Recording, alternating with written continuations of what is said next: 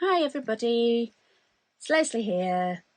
Today I'm actually going to make my husband's birthday card, and it's not a big one, but it's very nearly a big one. One of the subscription boxes from Crafter's Companion, and it's the shaped pop-out kit, which was number 34. Now, I don't think this will still be available. This is quite a few years old, and in fact, yeah, I got this one. They pop up in TK Maxx quite often. So I only paid $12.99 for this one in TK Maxx. So I'm not going to go through everything that's in it. They quite often pop up on eBay or for sale. So people that have subscribed to the boxes but then don't want to use the particular box. I'll show you what I'm using. I'm using the main die, which is a birthday pop-up. And I think they still do dies that are like this. So it's got the word birthday. And then it's got these little squares that pop up. And the stamp set that came in the kit has got either presents to put on the little squares or cakes. I think I'm going to do presents. This pattern paper came in it. There was card in it. So I'm going to do something with all this lot. These are the colours that I liked. Good masculine colours and themes on the papers, all very generic. Okay, so I've got a 6x6 card blank. This is one that came in the kit, but any 6x6 card blank would obviously work. And the way this works is that these little notches on the edges, you need those to line up with the score line on your card.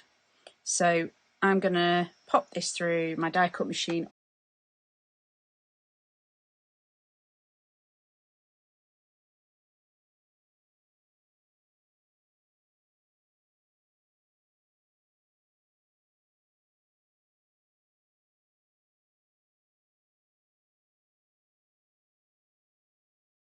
Okay, so there we go.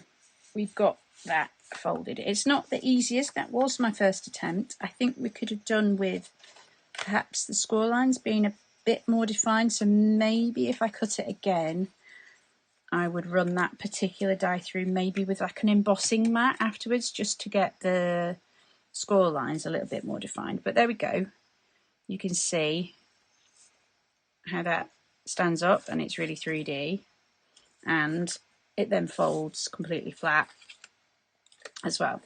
So because these are pre-scored card blanks and the score lines on them already, the score on the card blank actually goes across like the middle of the B and the Y. So I think I definitely need to cut it out of the paper that I'm going to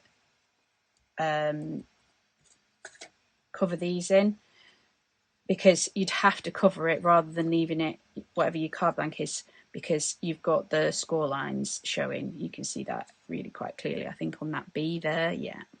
So I'm going to cut this out of, I think we'll go with the turquoise for that. But I don't think I need these pieces cut out of turquoise, so I'm just going to pop it on the edge. Just make sure that I've got enough. So all I need to do now is just trim top and bottom.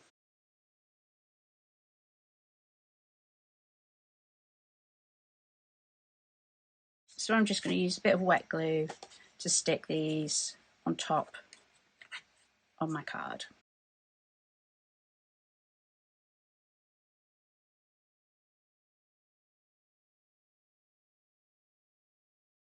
Obviously that'll help make all these pop-up bits stronger as well. Thinking maybe I could contrast it and use the hexagon on here and on the top and then here, so that these three pieces have all got the hexagon on. I've got a little bit of play either side, but it'll still fit through my smaller die cut machine. Okay, so this time I want, you can see it better on the die, I think, than the paper. I want this piece, and then I actually want the bottom piece as well. So I'm going to cut those out, and then we'll stick them onto this. so that we're reinforcing everything on here, and then we'll decide what we're going to pop on these little squares.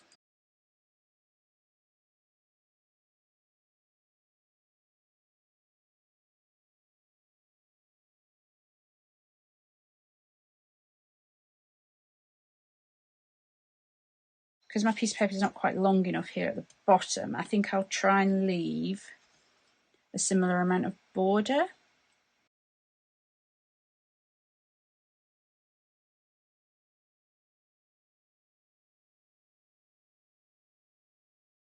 So let's stick all these pieces on. And I'm just going to use wet glue because it gives me more wiggle time.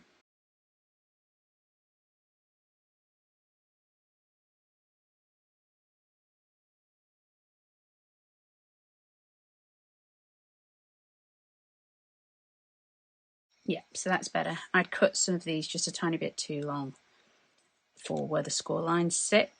So the score line was not showing very well on the pattern paper. So if you're going to do what I did, just make sure that you've actually hit the score lines. So yeah, so there we go. So everything folds and everything's in colour now except our little squares. So I've got to decide what's going on these. Okay, so I've just found some white stamping card in my stash. Because the turquoise paper that I used was spotty, I'm going to use the spotty present, I think.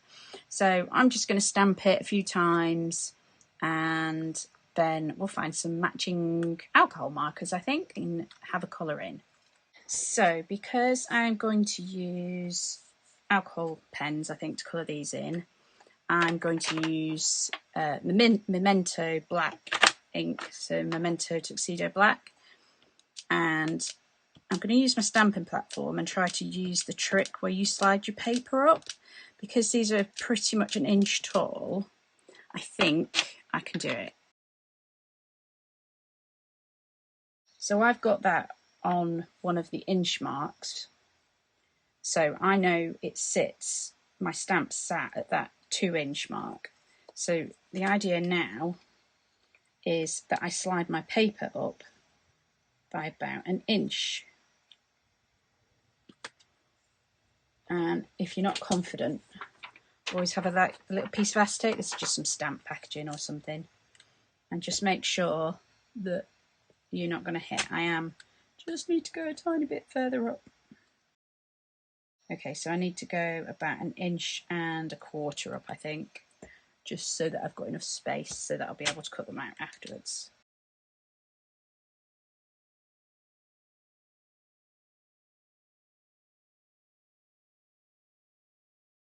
So there we go. Without moving my inky stamp, I've got 6 little parcels.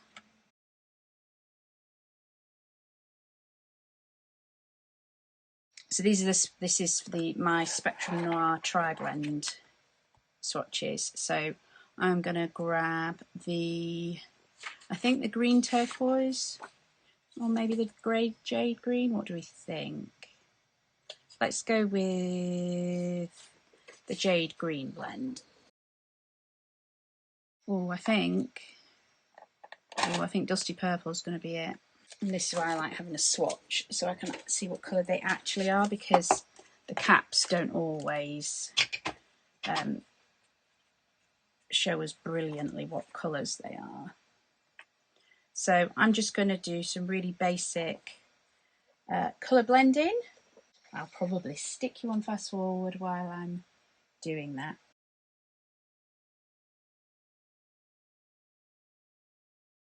So all I'm doing is covering the whole area with the lightest of the 3.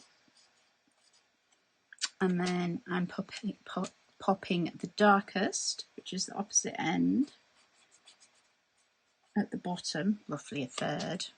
And then I'm going for the middle one and blending some of the dark up into the light. And then going back to the light just to blend that back out into the light.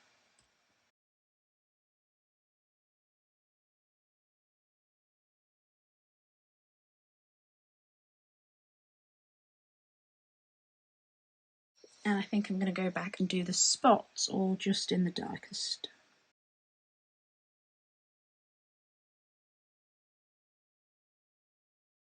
Okay, so I'm going to do something similar with the green. I'm going to come in and do everything in the lightest colour.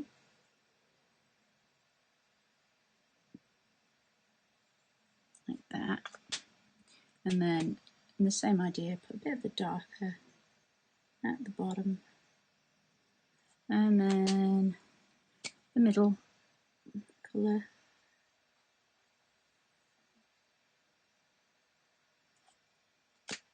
And then just a little bit of blending back out with the lighter colour.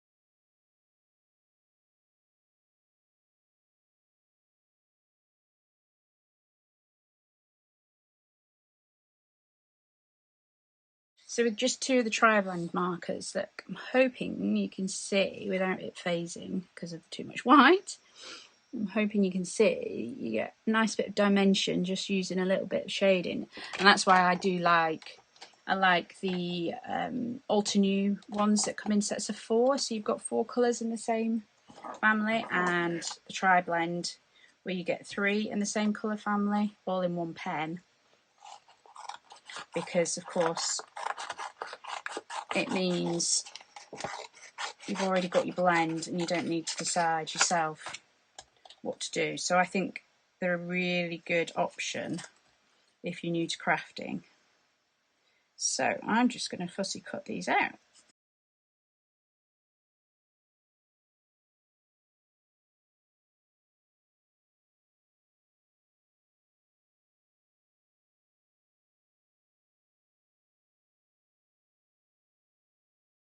Okay, so there we go. We've got all of our little presents that are nicely toning with our papers, and I'm just going to stick those onto our little slots.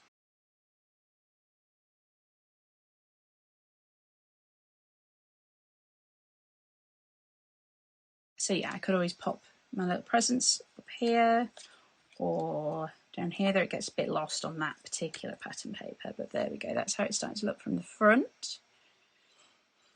I think the stamp set came with some stars and little candles and all sorts. So of course we've got birthday, so I think we probably need to put a happy up here.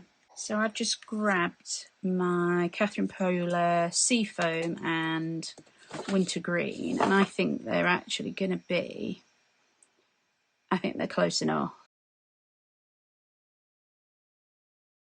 Again, this is a new stamp, so I think I'm just going to stamp it on a piece of scrap first before I go for it. And just make sure the ink's sitting on it. Doesn't need any conditioning. No, it's going to need a bit more conditioning than that. That's really splotchy. So there's a few different ways you can condition stamps. One is just give it a little rub with your hands. So let's go with that one and see if the ink sits a bit better. And the more you use stamps, the better they get anyway.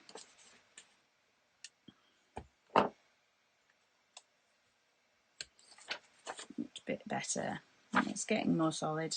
The other thing you can do is just use like a standard eraser, like an old school eraser, just to get rid of some of the manufacturing residue, things like that. The other way to try and condition stamps is to give it a rub with a clean microfiber cloth as well. You don't want bits on it, so make sure it's something that's nice and lint free. This one, the little streamers. And then, so that was in the Seafoam ink, which is the darker of the ones I pulled out. So this is the Wintergreen.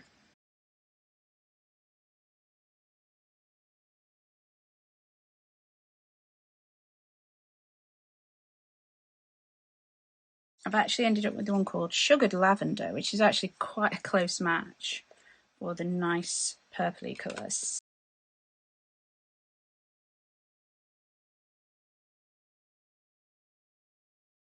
So when it's open, hopefully that's what you'll see. So now we just need to work out what to do for the outside of our card. Now this came in the kit, so it's a darker tone of the purple that's in the paper. And I was thinking it would probably look nice if the purple was behind the birthday, because this is a 6x6 card and they've only given you 8x8 paper. I can't make it cover the whole of the back of the card.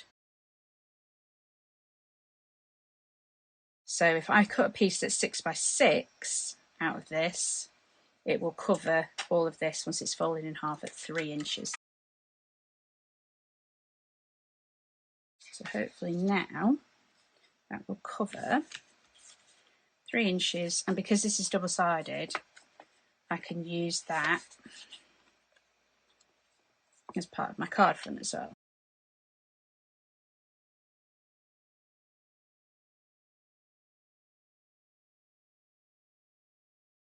So this is now the front of my card. I think what I'm going to do is just to even out obviously the front, just use the pattern paper we've got left over, because we've got a ridge here. Plus I've got ink on my card and I've got a line where I ran it through my die cut machine. But we can always cover these things up, which is what I'm going to do. And when you do this, use nice big long scissors and just run them along the edge of your card. We could use our little present on the front that we've got left over, and that ties it into the inside. I think I'll find just a die. You see, I'm thinking I could almost just cut the happy and the birthday out of the reverse colours. Yeah, so I grabbed this one, which is new to me. I got this one recently, which is why it's still in its original packaging and I've not put it in my storage yet. Which, if you're interested in how I store things, I recently did a video on something called Airtable for crafters, and it gives you an idea how I store all my things and how I find them. Fantastic piece of software for cataloguing craft supplies. This set of dies, these are Catherine Pooler dies, and this one's called Oh Happy Day word dies.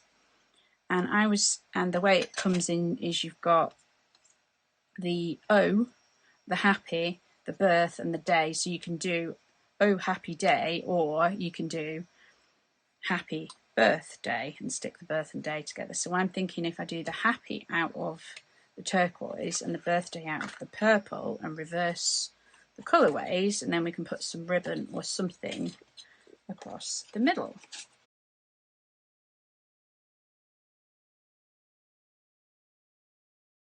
Okay, so I'm just being really careful because the dot for the eye, which is technically called the tiddle, is still in my piece of card, and I'm terrible at losing my tiddles.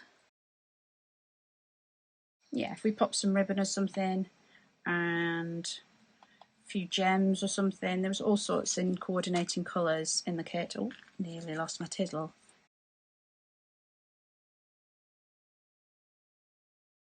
I think we might not use this because for the idea that I've got, it's a little bit too sheer. You can see through it. So in my stash, I have this box of, these are all actually sticky backed ribbons that came with the sticky on the back of them. And some of it I've had from brand new, some of it I've got from when I bought Stash off Facebook Marketplace, and most of it is ancient, believe it or not, like 10 plus years old, which I guess is sort of ancient. You can, you see, colour ribbon. So I'm thinking this purple one, Let's have a look if I can colour it. So alcohol markers, you can colour on fabric. So I'm just thinking, since it's purple anyway, why don't I have a go at making it darker? I'm going to let that dry for a sec because it always fades back, and then see. Yeah, I think that'll work.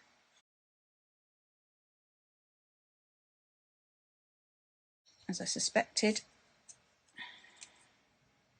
the sticky on the back may or may not be good. We'll find out. So this is the problem, and I've talked about this in some of my Use Your Stash videos, that especially double-sided tape. So while this is still quite sticky, it's coming off the ribbon, and I don't think, at least on the edges, I'm going to chop this piece off because it's still stuck in the middle, but especially near the edge, it's not stuck so well. So I am going to put a bit of wet glue under that side. You do need to use up things that are in your stash. Obviously, in this case, the ribbon itself is fine, but the sticky on the back of it has started to degrade because, like I say, these are, I think some of these are probably closer to 20 years old. Now, should I put any dimension behind these? No, I think because there's so much going on the inside, I think we're just going to do something really simple like that.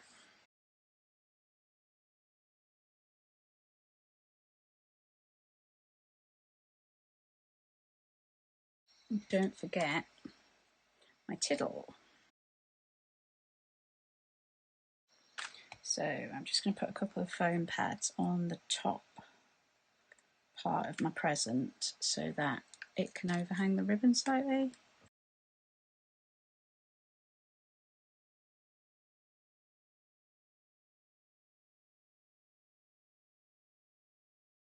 And for anybody who wants to know how I chose to place my gems, I really struggle with it.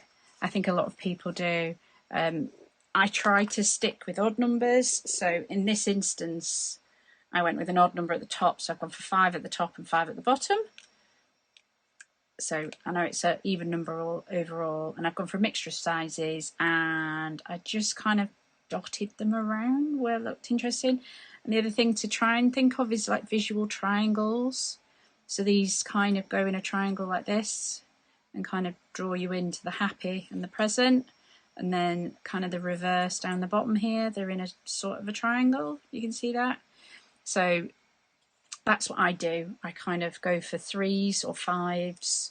It's not really about the outside of this one. It's all about, when you open it up and see the happy birthday on the inside. I might put a white piece here, I think, just so that I can put my personal message there. Or I've got the white on the back that I could put my personal message on. Not decided yet. So, okay, so to show you what I decided to do for the inside, I decided to use my new Stay It With Style stamps, and this is a massive folder of stuff which I've done an unboxing video of that I'm going to post, and it comes with these big huge stamp plates that stamp all the stamps all at once, and then you match up the little crosses that stamp and you die cut them all at once. I'll show you in another video how it all works. So that's what I did, and I did it on a really pale purpley card, and this is just one set of the stamps that comes with it. It comes with loads of sets of stamps, but I really like There Is No Such Thing as Too Many Candles. This was actually like a tab with these little tabs on the side that I just chopped them off. So I actually thought that would sit perfectly there, and my husband, you know, likes a little joke. So I stamped it in the same Catherine Pooler Sugared Lavender that I used on the inside. So I'm going to pop that there because I actually think that makes quite a nice little extra on the front. And then I think for the inside, I'm just going to use this one that says "With love on your birthday," and I'll stick my name down the bottom there.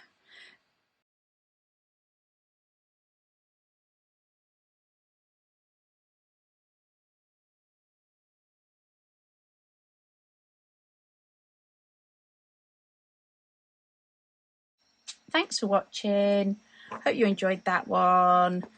And if you liked it, if you give it a like, maybe subscribe, that would be fantastic. Thanks for watching. Bye.